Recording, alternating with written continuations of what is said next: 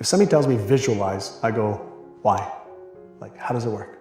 If you ask me to visualize, like, why does it work? Like, why should I invest my time on that versus something else?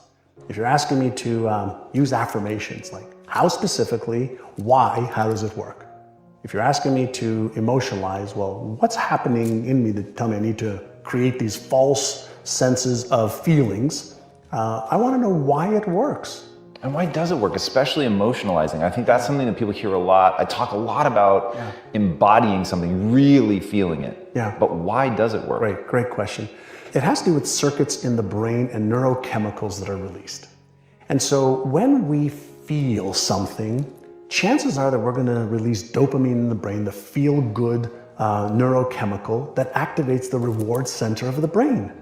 And chances are if we feel that and we have this positive emotion around it and that neurochemistry is flooding our brain and our body with feel-good chemicals, we're actually activating the motivational center of the brain. And so when we visualize, when we set a goal, when we take an action step, when we emotionalize, when we read our goals, the initial flood of neurochemicals, dopamine, serotonin, feel-good chemicals, and then if we share it with a friend, oxytocin, those three neurochemicals, those are the neurochemicals of goal achievement. But then there's the other side of it, the other circuits of fear, of stress, where norepinephrine, cortisol, or epinephrine, the stress hormones can be released as well. And so I'm fascinated and I want to teach people the stuff that we've learned about beliefs, self-esteem, self-worth, fears, and the stuff that really holds people back. Because all the how to get healthy and stay healthy, we know. How do I build a business and sustain it? We know. How do I get into a relationship and make it successful? We know. We know most of the how-to for anything that anybody wants to do in this time frame that we live in. So the how-to is the easiest part of the equation. So the harder part of the equation is, why am I not doing the things that I know I should be doing? And why am I not doing the things that I could find out easily how to do? Let's talk about that. So in your real estate company, you said, I'm giving everyone the same training, they're reading all of the same books, and yet they're not getting the same results. And it wasn't like, oh, well, the smart people are doing better than the dumb people. You said sometimes it was people that you were like, God, in real life, this guy's not that bright, but he's crushing it. So what ended up being the difference between the people who didn't do anything with the information and those that did? So this is going back sometimes, I think in 1992, we were stuck, but I knew there was more possibility. There was room for growth.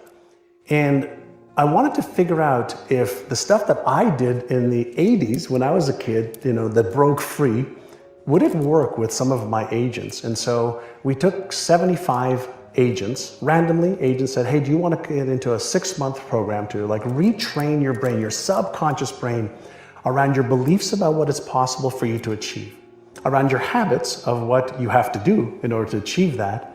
And we focused on retraining their subconscious mind. And so for 6 months, they had to go through a process of listening to certain audio tapes, reading certain materials every day, and following the process of training their brain, specifically their subconscious brain, which controls 95 to 98% of all of our thoughts, emotions, and behaviors today. And within 6 months, that group increased sales by $100 million. Jesus. $100 million. And I said, holy shit, right? This is working. And so we started to teach. Some of what we teach now in NeuroGym, actually now we have the technologies, we have the systems that are far better than what we did back in the 90s. And we went from 1.2 billion to 4.5 billion a year. And it wasn't because we taught them any more skills to be real estate agents. We taught them how to change the way they thought about themselves. We taught them how to change their habits. Our agents who made $750,000 or more were in front of a client 75% of the time.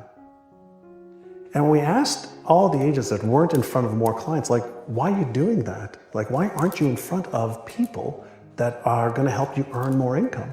Oh, well, we're busy doing this and doing this and doing this, and they had stories and excuses and reasons why.